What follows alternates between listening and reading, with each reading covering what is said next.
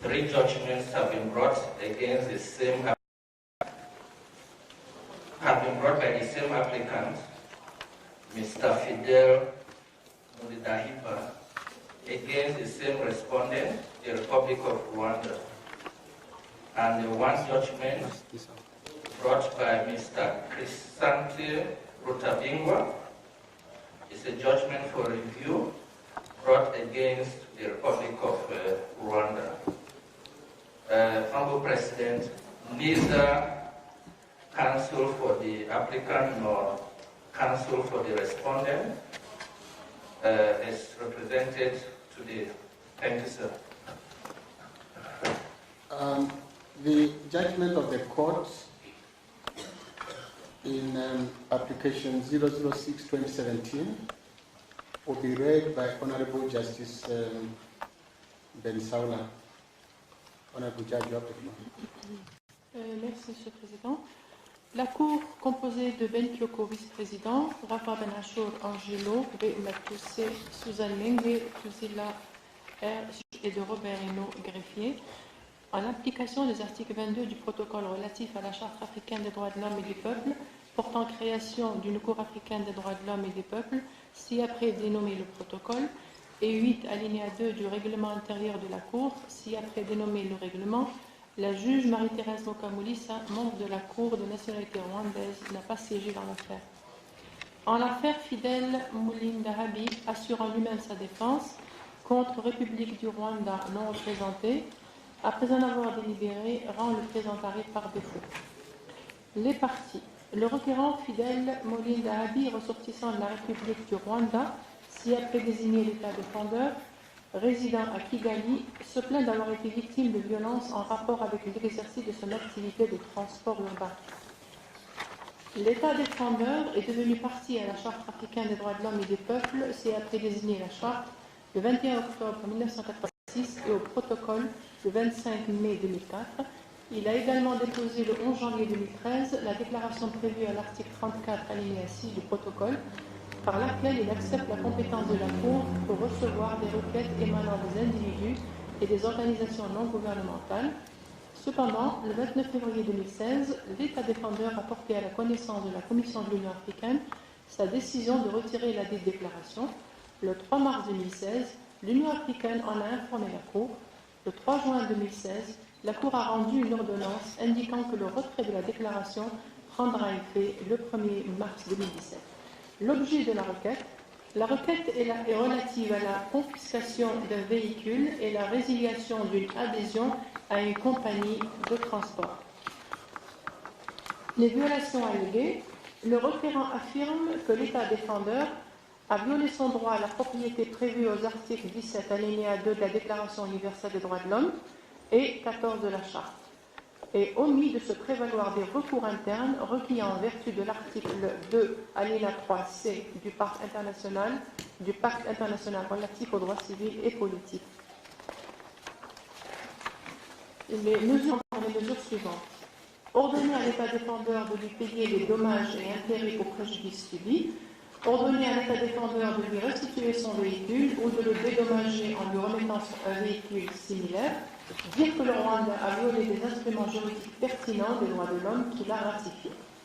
Le requérant n'a pas déposé de demande détaillée sur les réparations. L'État défendeur ayant refusé de participer à la procédure, il n'a formulé aucune demande.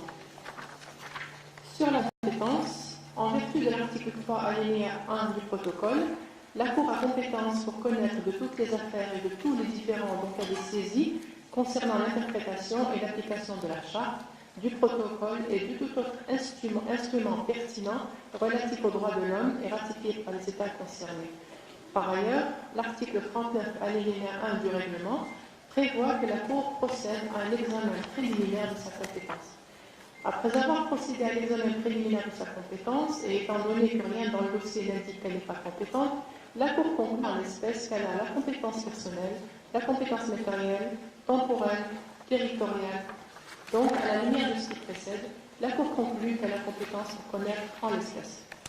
Sur la recevabilité, Au terme de l'article 6, alinéa 2 du protocole, la Cour statue sur la recevabilité de requêtes en tenant compte des dispositions énoncées à l'article 56 de la Charte.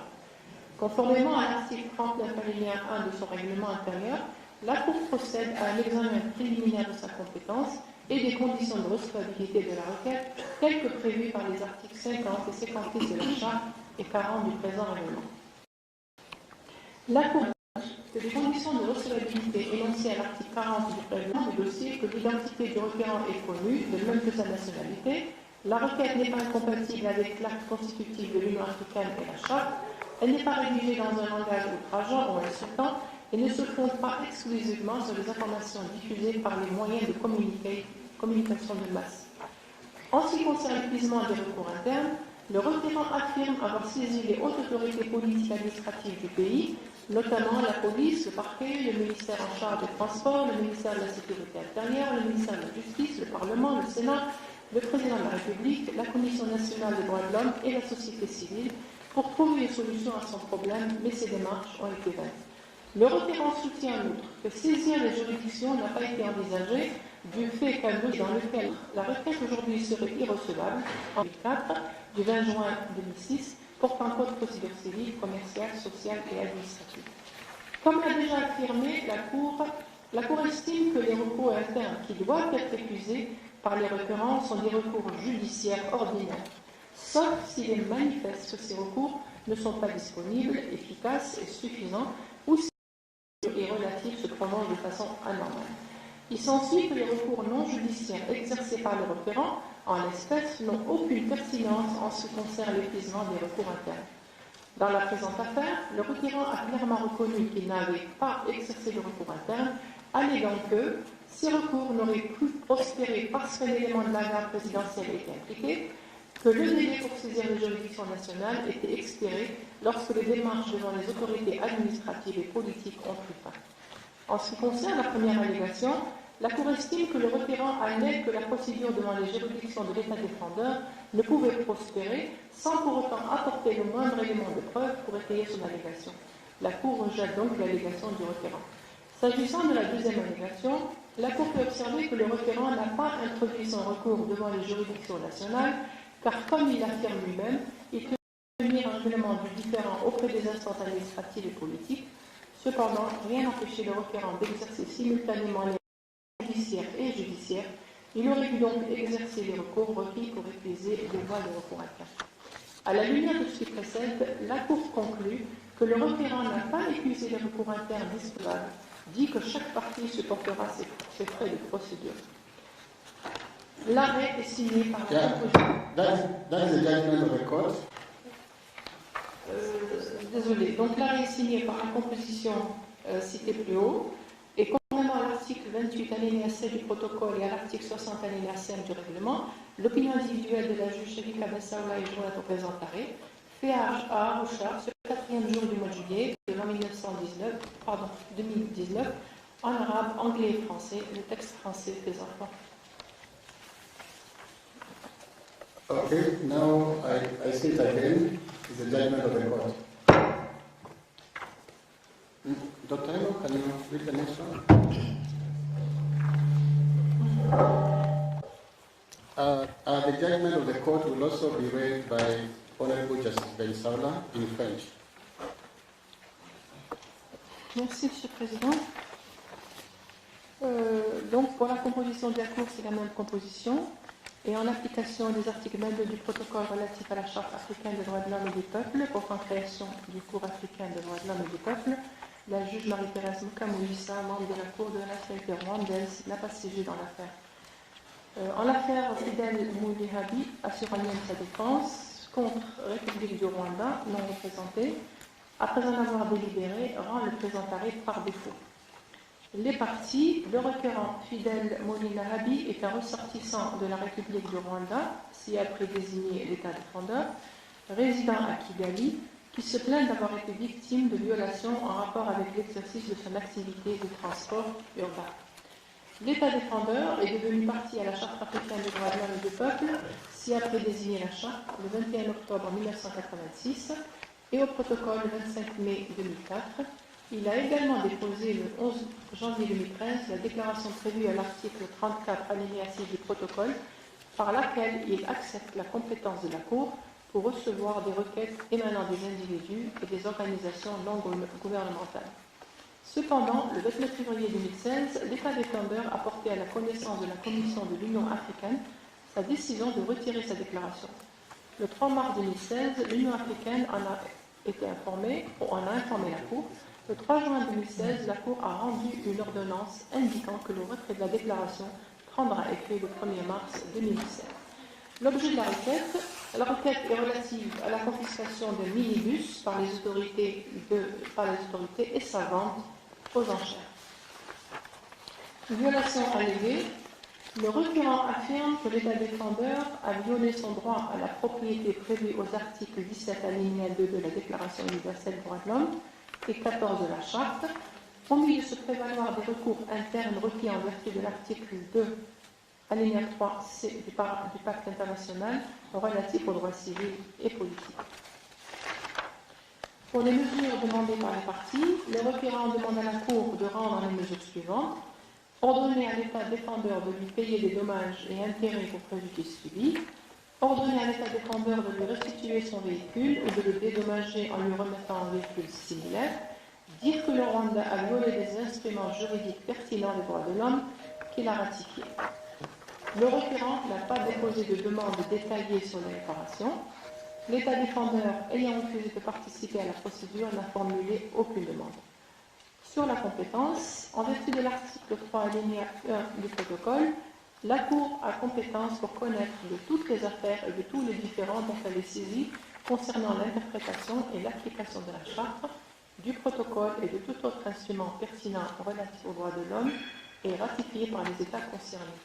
Par ailleurs, l'article 39 alinéa 1 du règlement prévoit que la Cour procède à l'examen préliminaire de sa compétence. Après avoir procédé à l'examen préliminaire de sa compétence, et étant donné que rien dans le dossier n'indique qu'elle n'est pas compétente au regard de sa compétence, la Cour conclut qu'en l'espèce, elle a la compétence personnelle, matérielle, territoriale et temporelle.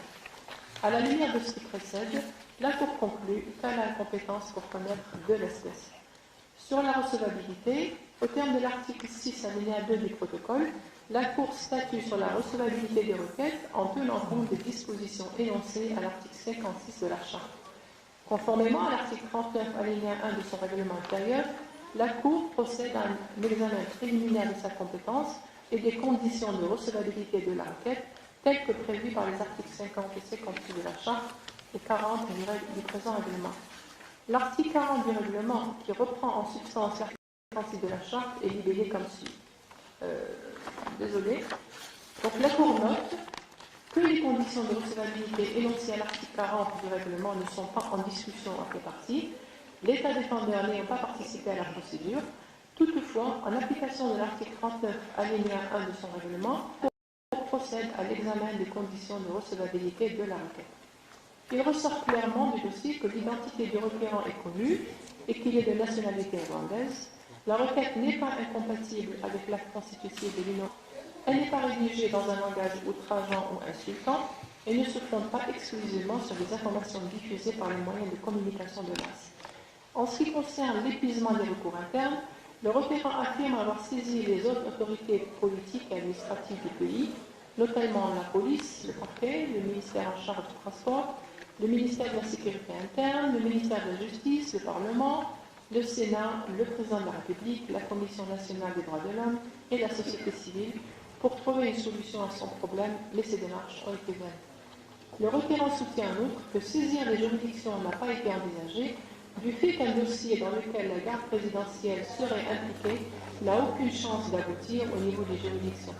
En outre, la requête aujourd'hui serait irrecevable en raison des délais prévus par les dispositions de l'article 339 de la loi numéro 18/2004 du 20 juin 2006 portant code de procédure civile, commerciale, sociale et administrative. Comme elle l'a déjà affirmé, la Cour estime que les recours internes qui doivent être épuisés par les requérants sont des recours judiciaires ordinaires, sauf s'il est manifeste que ces recours ne sont pas disponibles, efficaces et suffisants, ou si les procédures y relatives se prolongent de façon anormale. Il s'ensuit que les recours non judiciaires exercés par le requérant en l'espèce n'ont aucune pertinence en ce qui concerne l'épuisement des recours internes requis en vertu de l'article 56, article 40. Le requérant a reconnu qu'il n'avait pas exercé des recours internes, alléguant que ces recours n'auraient pas pu prospérer parce qu'un élément de la garde présidentielle a été impliqué. Le délai pour saisir la juridiction nationale était expiré lorsque les démarches devant les autorités administratives et politiques ont pris fin. En ce qui concerne la première allégation, la Cour estime que le requérant fait valoir que la procédure devant la juridiction de l'État défendeur ne pouvait prospérer sans pour autant apporter le moindre élément de preuve pour étayer son allégation. La Cour rejette donc cette allégation. S'agissant de la deuxième allégation, la Cour fait observer que le requérant n'a pas introduit son recours devant les juridictions nationales, car comme il l'affirme lui-même, il tentait d'obtenir un règlement du différend auprès des instances administratives et politiques. Cependant, rien n'empêchait le requérant d'exercer simultanément les recours non judiciaires et judiciaires.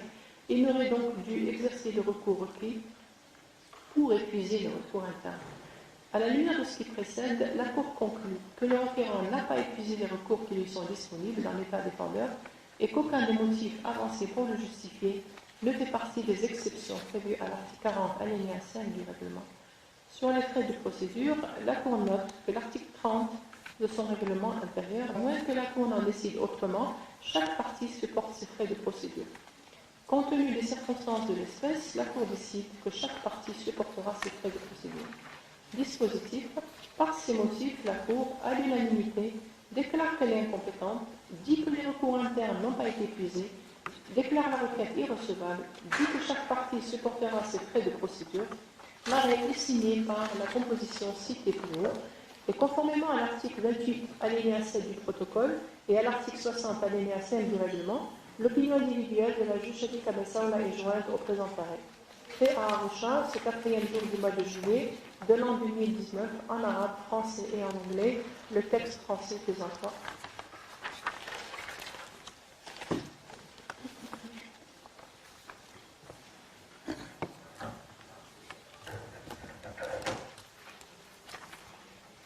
That is the text French, and it will be read by Honorable Justice Shafika Ben Saoula.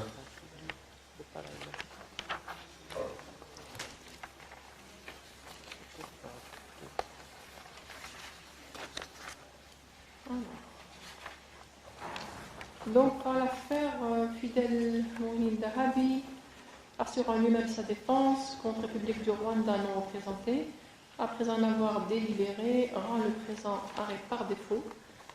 Les parties, Fidel Mourine Dahabi, ici après dénommé le requérant, est un ressortissant de la République du Rwanda, résident à Kigali, qui se plaint d'avoir été victime de violations relatives à son activité de transport urbain. L'État défendeur et la République du Rwanda, devenue partie à la Charte africaine des droits de l'homme et des peuples, ci-après désignée la Charte, et le 21 octobre 1990 et au protocole le 25 mai 2004. Objet de la requête est relative à la confiscation d'un véhicule par les autorités.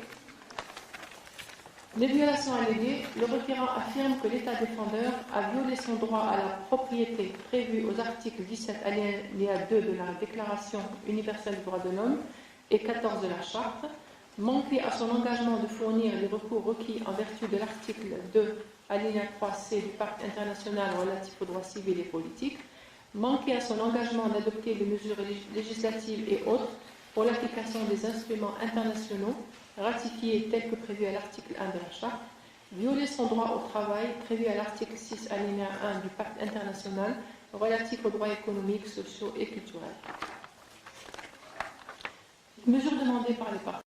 Le requérant demande à la Cour de prendre les mesures suivantes. Ordonner à l'État rwandais de lui payer les dommages et intérêts, ordonner la restitution de son véhicule ou de lui verser le montant équivalent, reconnaître que le Rwanda a violé les instruments juridiques pertinents des droits de l'homme qu'il a ratifiés. Le requérant demande aussi à la Cour de lui octroyer ce qui suit à titre de réparation, la restitution du taxi minibus Toyota en l'état où il était, ou le versement de la somme de 40 349 francs rwandais à titre de compensation, une compensation journalière de 111 540 francs rwandais à compter du 23 mars 2009 jusqu'à la date de restitution du véhicule, la somme de 23 043 236 533 francs rwandais pour le revenu sur le réinvestissement, 7,4% des intérêts sur les revenus non perçus, la somme de 40 000 000 francs rwandais en guise de dommages et intérêts pour les souffrances subies, la somme de 2 000 francs rwandais devant la Cour et les honoraires d'avocat devant la Cour. L'État défendeur ayant refusé de participer à la procédure, il n'a pas formulé de demande. Sur la compétence, en vertu de l'article 3 alinéa 1 du protocole, la Cour a compétence pour connaître de toutes les affaires et de tous les différends dont elle est saisie concernant l'interprétation et l'application de la charte, du protocole et de tout autre instrument pertinent relatif aux droits de l'homme et ratifié par les États concernés. Par ailleurs, l'article 39.1 du règlement prévoit que la Cour procède à un examen préliminaire de sa compétence. Après avoir procédé à l'examen préliminaire de sa compétence, et étant donné que rien dans le dossier n'indique qu'elle n'est pas compétente, la Cour conclut en l'espèce qu'elle a la compétence personnelle, matérielle, temporelle et territoriale, et vu de ce qui précède, la Cour dit qu'elle est compétente en l'espèce. Sur la recevabilité, au terme de l'article 6 alinéa 2 du protocole, la Cour statue sur la recevabilité des requêtes en tenant compte des dispositions énoncées à l'article 56 de la Charte, conformément à l'article 39 alinéa 1 de son règlement intérieur. La Cour procède à l'examen préliminaire des conditions de recevabilité de la requête telles que prévues par les articles 56 de la Charte et 40 du présent règlement. La Cour note que les conditions de recevabilité énoncées à l'article 40 du règlement ne sont pas en discussion avec les parties, l'État défendeur n'ayant pas participé à la procédure. Toutefois, en application de l'article 39 alinéa 1 du règlement, la Cour procède à l'examen des conditions de recevabilité de la requête. La Cour note que le requérant allègue que la requête respecte toutes les autres conditions de recevabilité prévues aux alinéas 1 à 7 de l'article 40 du règlement. Il ressort clairement du dossier que l'identité du requérant est connue de même que sa nationalité. La requête n'est pas incompatible avec l'acte constitutif de l'Union africaine et la Charte. Elle n'est pas rédigée dans un langage outrageant ou insultant et ne se fonde pas exclusivement sur des informations diffusées par les moyens de communication de masse. Sur l'épuisement des recours internes, le requérant affirme avoir engagé des démarches pour rencontrer les hautes autorités politiques et administratives du pays, notamment la police, le parquet, le ministère des Infrastructures en charge du transport, le ministère de la Sécurité intérieure en charge de la police, le ministère de la Justice, l'Ombudsman, la primature, le Parlement et la société civile. Le requérant soutient aussi que le recours aux juridictions n'a pas été envisagé du fait qu'un dossier dans lequel la garde présidentielle est présumée impliquée ne pourrait pas aboutir au niveau des juridictions, et en plus, la requête aujourd'hui serait irrecevable suite à l'écoulement des délais après le recours gracieux prévu par les dispositions de l'article 339 de la loi numéro 18/2004 du 26/6/2004 portant code de procédure civile, commerciale, sociale et administrative. La Cour fait observer que seuls les recours judiciaires ordinaires doivent être épuisés, sauf s'ils ne sont pas disponibles, efficaces et suffisants, ou si les procédures internes et relatives se prolongent de façon anormale. En effet, les recours non judiciaires exercés par le requérant ne sont pas considérés pertinents en ce qui concerne l'épuisement des recours internes. Dans la présente affaire, la Cour note que le requérant a clairement reconnu qu'il n'avait pas exercé les recours internes, alléguant que, premièrement, ces recours ne sur le délai pour saisir les juridictions nationales étaient expirés lorsque les démarches de l'autorité administrative et politique ont pris fin. En ce qui concerne la première allégation, la Cour relève que sans aucune preuve à l'appui, le requérant soutient simplement que la procédure devant les juridictions de l'État défendeur était vaine parce que les militaires de la garde présidentielle étaient impliqués. Cette Cour a estimé que les affirmations d'ordre général ne sont pas suffisantes, des preuves plus concrètes sont requises. En conséquence, cette allégation est rejetée. S'agissant de la deuxième allégation, la Cour fait observer que le requérant n'a pas introduit son recours devant les juridictions nationales dans le délai, car comme il l'affirme, il tentait d'obtenir un règlement devant les instances administratives et politiques. Cependant, rien n'empêchait le requérant d'exercer simultanément les recours non judiciaires et ceux judiciaires. Il aurait dû exercer les recours requis pour épuiser le recours interne. À la lumière de ce qui précède, la Cour conclut que le requérant n'a pas épuisé les recours internes disponibles dans l'État défendeur et qu'aucun des motifs avancés ne relevait des exceptions prévues à l'article 40 alinéa 5 du règlement. Ayant constaté que les recours internes n'ont pas été épuisés, et compte tenu du fait que les conditions de recevabilité sont cumulatives, la Cour n'examinera pas la dernière condition de recevabilité prévue à l'article 40 du règlement. Au vu de ce qui précède, la Cour déclare la requête irrecevable.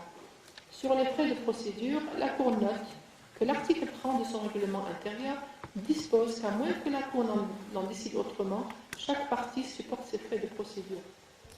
Compte tenu des circonstances de l'espèce, la Cour décide que chaque partie supportera ses frais de procédure.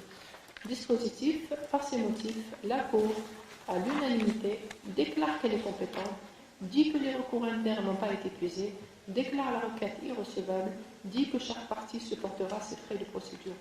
L'arrêt est signé par la composition citée plus haut et conformément à l'article 28 alinéa 5 et à l'article 60 alinéa 5 du règlement, l'opinion individuelle de la juge Shafika Bensao va joindre au présent arrêt. Fait à Arusha, ce 4e jour du mois de juillet de l'an 2019 en français et en anglais. Le texte français des emplois. Merci, M. le Président.